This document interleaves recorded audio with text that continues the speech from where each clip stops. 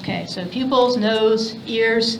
Again, this is my optic nerve, optic chiasm, optic tract, and here's my lateral geniculate nucleus. Go ahead and label those.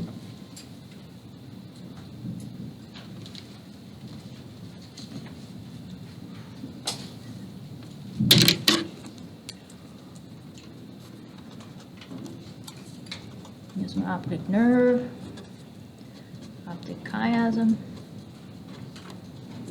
okay, optic tract. Let's say lateral geniculate nucleus. Okay. I'm looking at this. So this down here is a cross section through a part of the brainstem. And if I told you here's the cerebral aqueduct and here's the red nucleus and here's the cerebellar peduncles, which portion of the brainstem would this be? Any thoughts? Cerebral aqueduct, red nucleus, cerebral peduncles. Which part of the brain? Yeah, that's the midbrain. Good.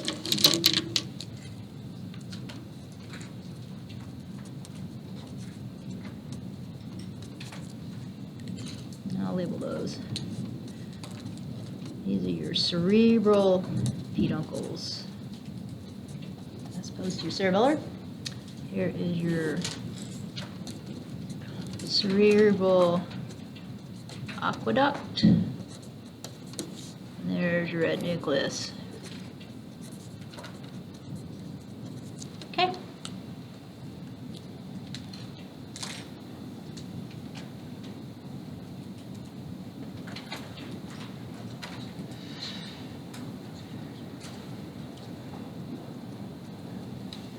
One more. We talked about the third cranial nerve being in the area of the superior colliculus. And here we have another region of the midbrain that we haven't really talked about yet. And there's two different nuclei here in the area of the superior colliculus. That's what those bumps are. This is your pretectal region. Write that down. Pretectal, T-E-C-T-A-L region. Okay, that's just a region of the midbrain in the area of the superior colliculus that's involved with vision. And we talked previously about this nucleus. It's part of the third cranial nerve, oculomotor. That's the parasympathetic nucleus that's involved in pupillary constriction and lens accommodation. What's the name of that nucleus? Here's Edinger-Westphal nucleus. It's going to be right here.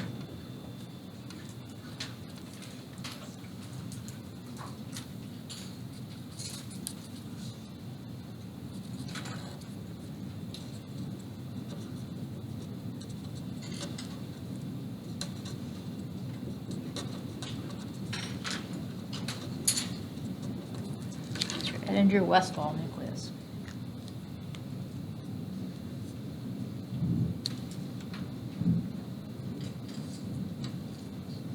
Question, Sophie? Are you okay? You're just looking. You're done. Okay. I thought you were trying to read something. That's your Edinger-Westphal. Okay. Now, those are all the main players that we have to talk about. Let's go up here and look at this. This is your right and left eyeball. Okay. So when you do the pupillary, right and left eye, so you're looking, there's eyelids partially closed, right? So you when you do the pupillary light reflex, what you do is you shine a flashlight in one eye or the other. Okay, so what we're going to do is we're going to go ahead and, and down here, this is right and this is left. So when you do the test in dim light, okay, and in dim light, your pupils are going to be great big. Right? They're trying to open up to get as much light coming in as possible.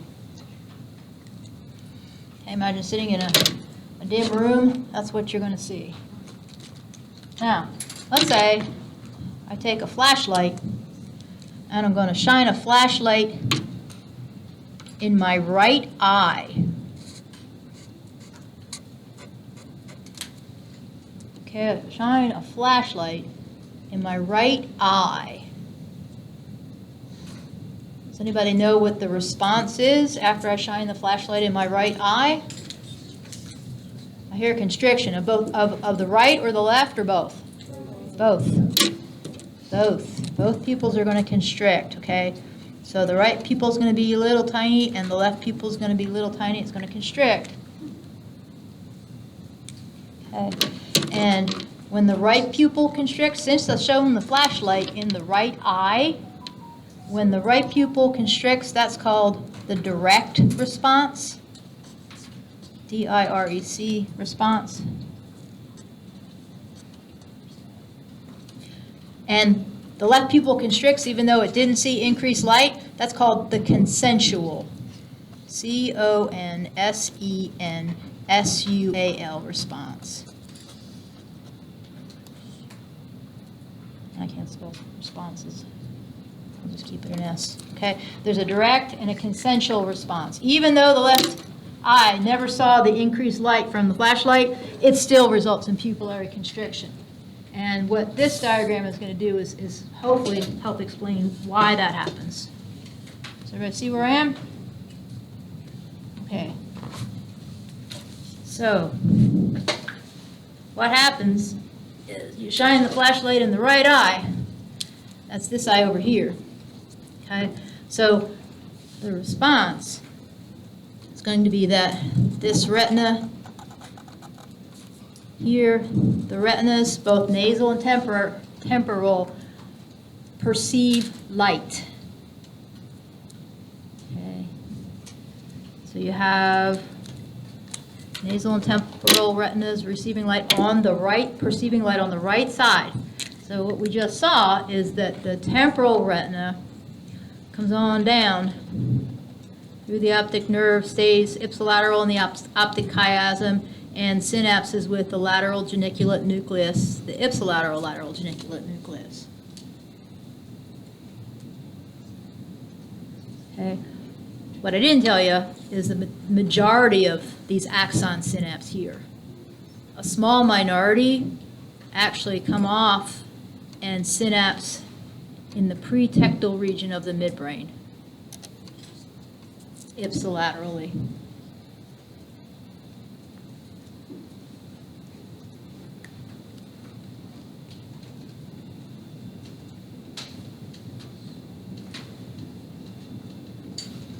Okay, and then same thing happens. So the same pathway happens from the nasal retina that comes down the optic nerve, but this time crosses over in the optic chiasm to go down the contralateral optic tract and synapse with the contralateral lateral geniculate nucleus. Okay, but a small number of those axons don't synapse with the lateral geniculate nucleus, and instead come down here and synapse in the pretectal region of the midbrain.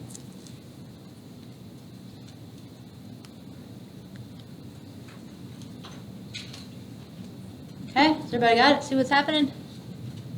So we're getting information in here from both sides, and even though information is attached to both sides, the pretectal region on the right side sends out axons that synapse with both the ipsilateral Edinger-Westphal nucleus and the contralateral Edinger-Westphal nucleus. Again, the left pretectal nucleus synapses with ipsilateral Edinger-Westphal and contralateral Edinger-Westphal.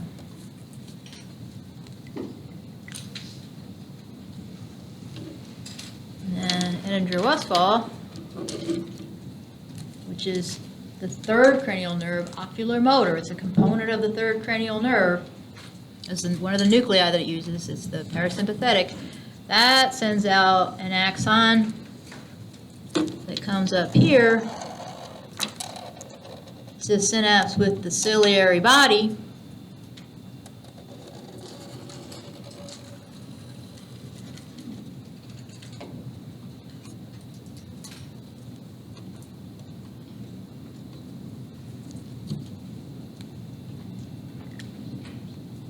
ciliary body and the, what do you want to say, sphincter pupillae or constrictor pupillae to cause pupillary constriction.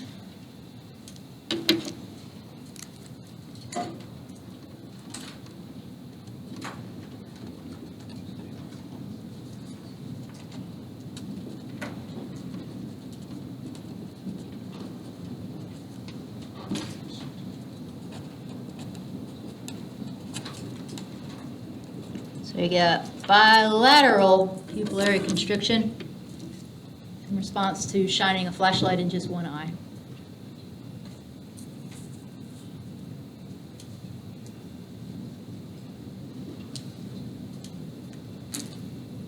Question? Sam, are you having trouble reading something? Sorry? Are you having trouble reading something? I can. You got it? Okay.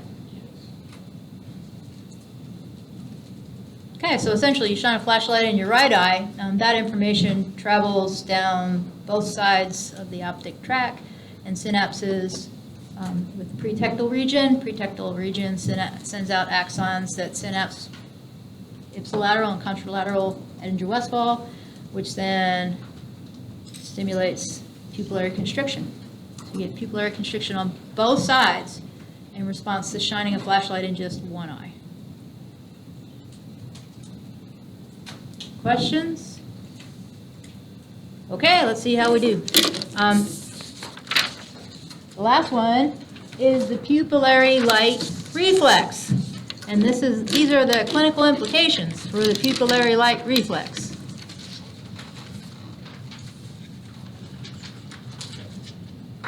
Okay, what you see here, the same series, there are two eyeballs, right and left eyeball and right and left eyeball. So this is before, well, you shine the flashlight here, and then after you shine the flashlight, this is the presentation that you'd expect. In the first series, we're going to look at shining the flashlight in the right and left eyes in a patient with a left cranial nerve 2 defect. Okay, so cranial nerve 2 is no longer. That means that looking at this picture, the lesion's right here. It's across the left cranial nerve 2. Everybody got it? That's where we are. Let's see what happens. So if I, before I shine a flashlight, I'm in dim light, and my patient with a left cranial nerve 2 defect has big old pupils. I'm going to go ahead and say let's shine the flashlight in the right eye first.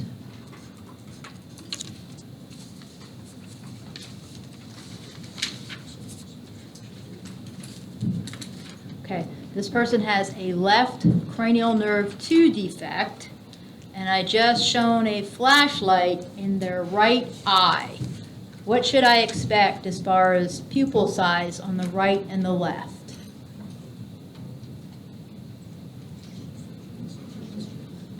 I hear constriction. I see constriction. Constriction of both eyes, one eye, both, right, there you go, good. So you have constriction, pupillary constriction of the right eye and the left eye, because the right eye isn't damaged. You shine a flashlight in one eye that isn't damaged, and the other eye is damaged, you're not going to see any difference. The only way you know for sure that there's a cranial nerve 2 defect is do the test again. Start out with great big old pupils, except this time you're going to shine the flashlight in the left eye.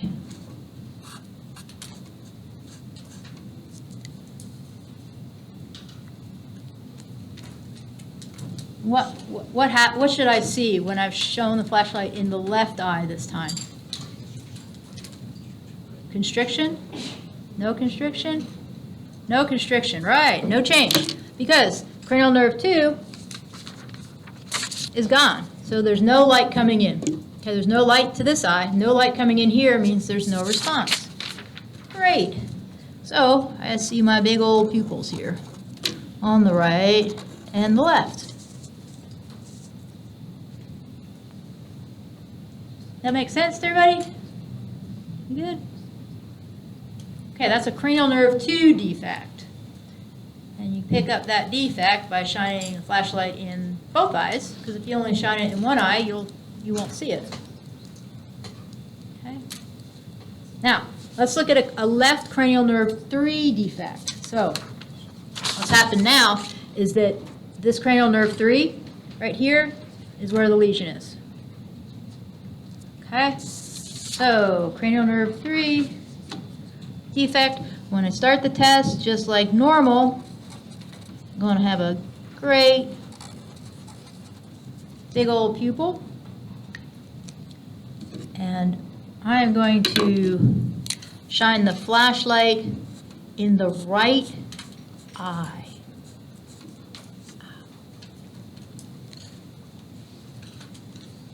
So if I shine the flashlight in the right eye, what am I going to see on the other side? How about the right eye? What am I going to see there? Constriction or no constriction? Constriction. How about the left eye? No constriction, because cranial nerve 3 is not working. Does that make sense to everybody? Okay? Okay, everything on the right side's intact. So when I do it one more time, it's always a good idea to do the test bilaterally. Once in the right eye and the other in the left eye. This time I'll shine the flashlight in the left eye.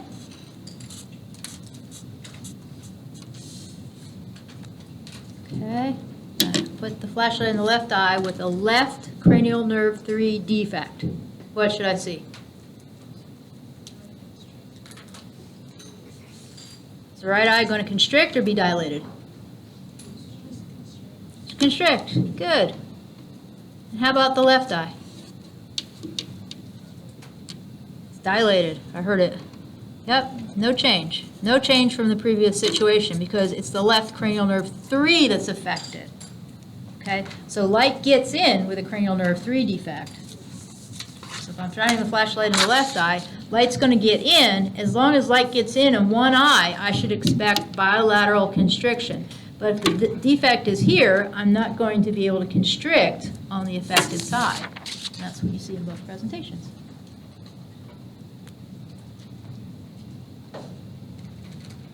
Questions?